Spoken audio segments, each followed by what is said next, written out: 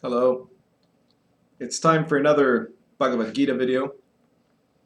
In our last one, we were looking at chapter 2, verse 62 and 63, and how if you're undisciplined in the senses, that causes a chain of events that will lead you to step away from reality and fail in your attempt to obtaining awareness.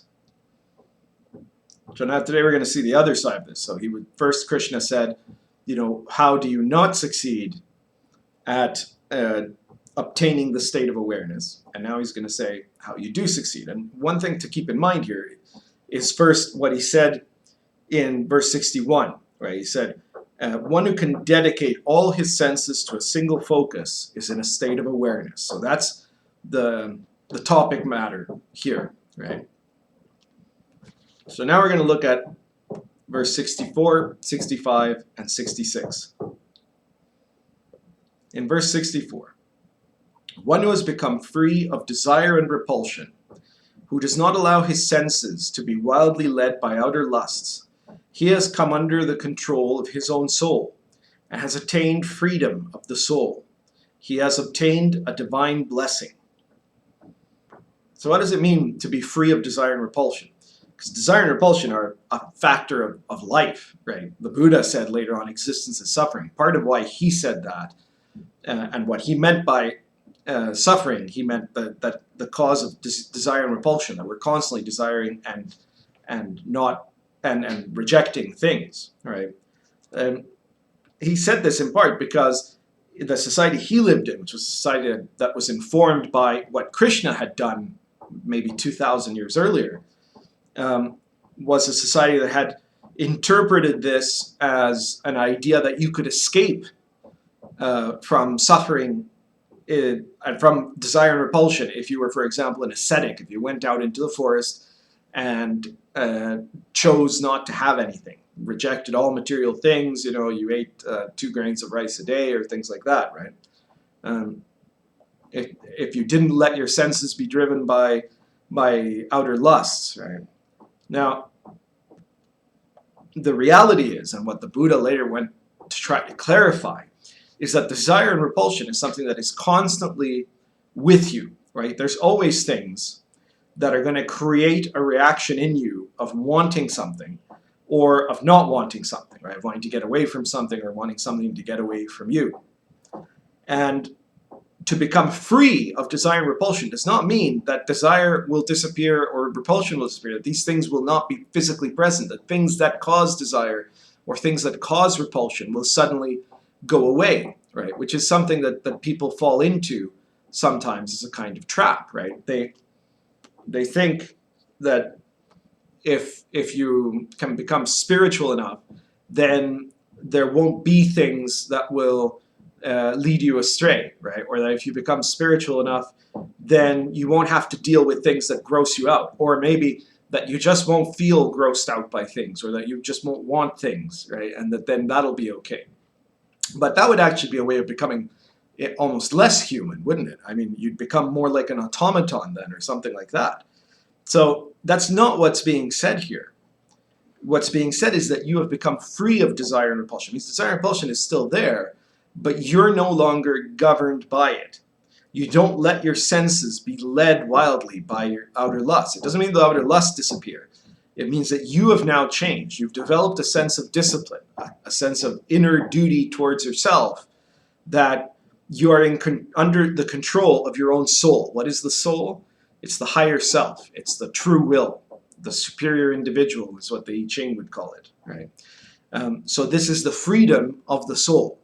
So this is saying that in order to be able to achieve a single focus in a state of awareness, you have to approach that state of being connected to the control of your own super soul, of your higher self, so that all these things are still around, but you've become bigger than them. You're no longer driven by them. They don't control you, right? You don't need to go around analyzing your feelings, analyzing your wants and dislikes or something like that, if you can grow big enough that they seem small, right? That you don't have to concern yourself with them. If you can achieve this blessing, verse 65, achieving this blessing leads to the end of all misery. For one who is in such bliss, enlightenment will soon follow. So misery here is being defined in exactly the same way that the Buddha later defines it as suffering, right? That it is this state of disconnectedness from the whole, right? That you are apart from other things, and so you want certain things that you think you don't have or that you think are supposed to belong to you. It's a disconnection fundamentally from reality. So if you obtain your higher soul, you're now one step closer to that connection to the whole of reality. Okay? Enlightenment can't happen. This is verse 66. Enlightenment cannot happen if you are not unified, nor can bliss, nor peace. And how can there be joy without peace? So if you're not total, you couldn't possibly be fully aware. You couldn't have a single focus in a state of awareness. To be total, first you have to be united inside of yourself. If you're not trying to unite yourself, you're going to be distracted by your desires that are in conflict with each other. You'll get frustrated thinking about what you want or what you don't want. You'll make up stories and excuses for yourself. And you'll try to hide or justify your failure to choose to be united. Now, uniting isn't easy. It's very hard. It's a hard choice because it requires mainly, not that you give up things, right? This is always the trap. People think, oh, well, if I can just give up wanting to be rich or wanting to have sex or wanting to be respected or wanting to be powerful or wanting to be loved, then I'm going to be okay, right? Then that'll be the spiritual state, right? But it's not those things that you have to give up. It's not even really wanting those things that you have to give up.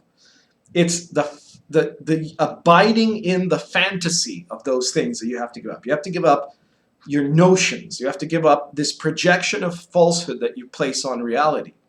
So you have to give up the sentimentalism that you created for yourself in your head, the little stories you've made for yourself in your head that say, if I had this, then everything would be great. If I could get away from this, everything would be great. Or that say, well, everything is kind of okay anyways because I've got this thing here, or I'm just being really spiritual so I don't have to fix all of my shit. All of that sort of stuff, right? That's what you have to be able to give up. And that is the hardest thing to give up, even though it's exactly what traps you in your suffering. It is the source of your suffering. Your fantasies are the source of your suffering.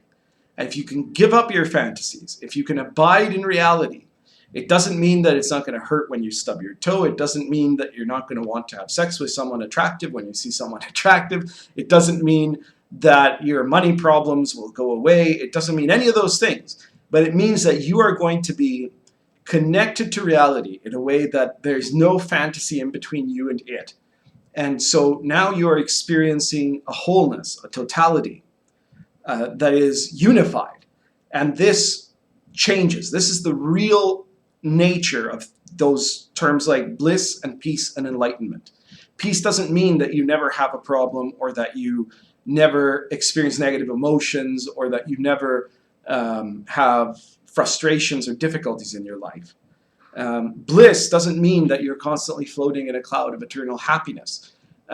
They mean that you are in this state of union to what is real, and so that there's something within you, not around you or outside of you, but within you, that allows you to have a completely different approach to life.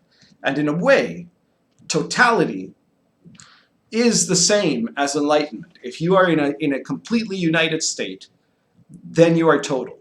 If you're total with not just within yourself, but with your surroundings, then you are in enlightenment.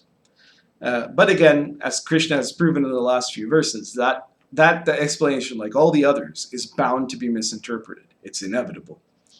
So we'll continue from here in the next video.